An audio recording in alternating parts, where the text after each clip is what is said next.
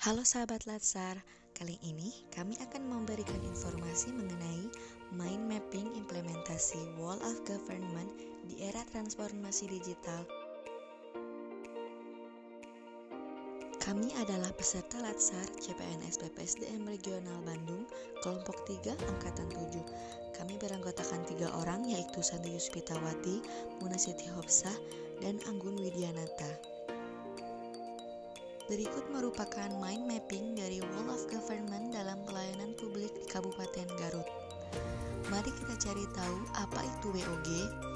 WOG adalah sebuah pendekatan fungsi dalam ruang lingkup koordinasi yang lebih luas guna mencapai tujuan bersama dalam pembangunan kebijakan, manajemen program, dan pelayanan publik.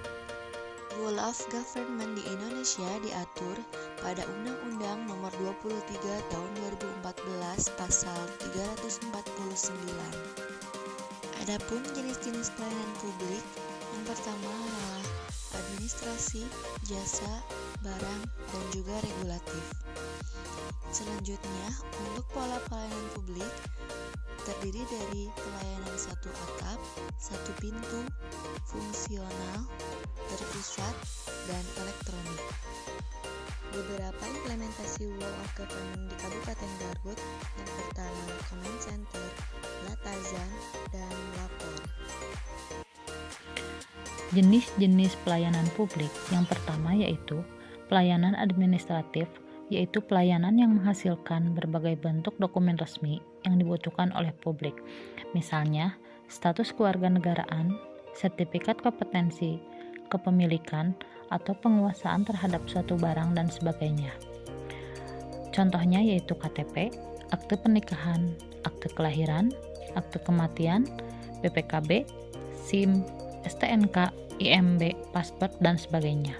Yang kedua yaitu pelayanan barang, pelayanan yang menghasilkan berbagai bentuk atau jenis barang yang digunakan oleh publik, misalnya jaringan telepon, penyediaan tenaga listrik, air bersih, dan sebagainya.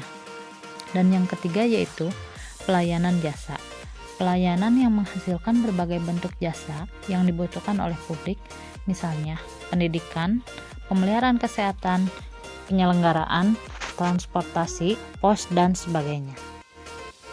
Pola pelayanan publik yang pertama yaitu pola pelayanan teknis fungsional, yaitu suatu pola pelayanan publik yang diberikan oleh suatu instansi pemerintah sesuai dengan bidang tugas, fungsi, dan kewenangannya. Contohnya yaitu pemungutan pajak yang dilakukan oleh kantor pelayanan pajak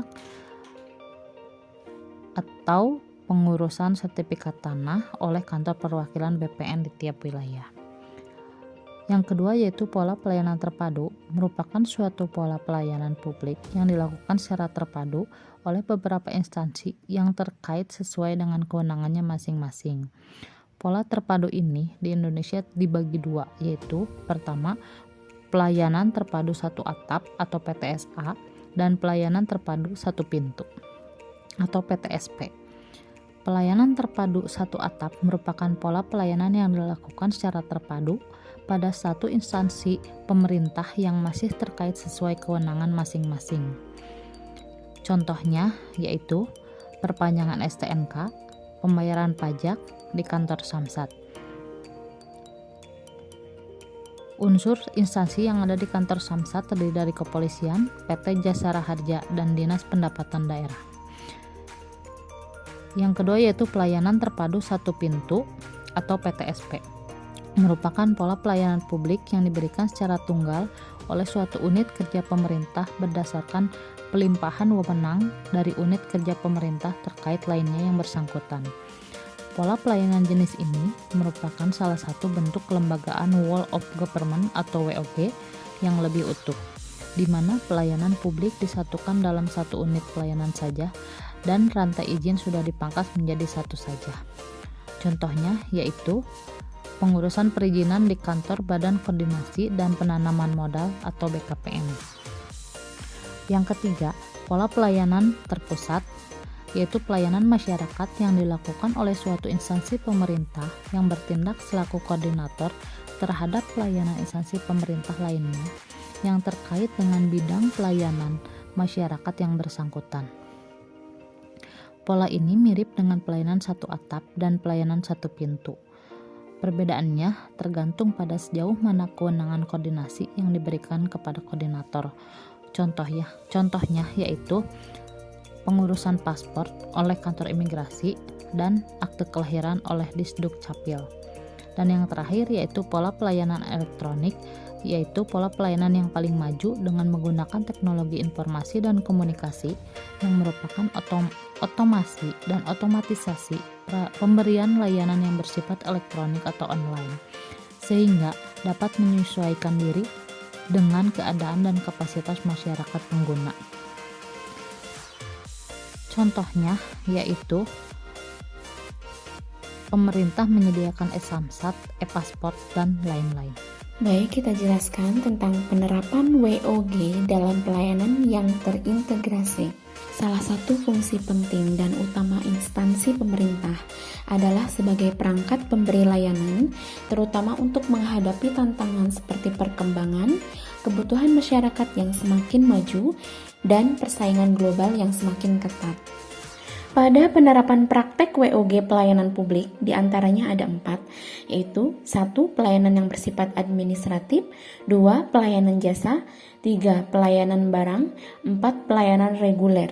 E-government dapat mendukung penerapan WOG, penggunaan teknologi informasi oleh pemerintah untuk memberikan informasi dan pelayanan bagi warganya, urusan bisnis serta hal tentang pemerintahan dengan bertujuan untuk meningkatkan kualitas layanan masyarakat. Berikut aplikasi e-government pada pemerintah Kabupaten Garut diantaranya 1. Adanya Command Center, 2. Latazan, dan 3. Lapor. Garut Command Center adalah ruangan pusat visualisasi dan integrasi data, baik yang diperoleh melalui online, offline, internal maupun eksternal, yang disajikan secara bersamaan di sebuah layar lebar video wall. Salah satu fungsi Command Center yang terkenal adalah sebagai monitoring room. Kemudian, Latazan. Latazan adalah program, yaitu layanan antar perizinan, sehingga masyarakat yang izinnya sudah terbit tidak usah repot-repot membawa ke DPMPT. Tetapi nanti DPMPT bekerjasama dengan Posgiro akan menyampaikan seluruh izin tersebut pada masyarakat. Program dimaksud didanai oleh APBD Kabupaten Garut dalam rangka peningkatan pelayanan publik dan peningkatan kepuasan masyarakat. Berikutnya adalah Lapor, layanan aspirasi dan pengaduan online rakyat di Kabupaten Garut. Sampaikan laporan Anda langsung kepada instansi pemerintah berwenang. Sekian informasi dari kami, semoga bermanfaat. Terima kasih telah menonton. Sampai jumpa.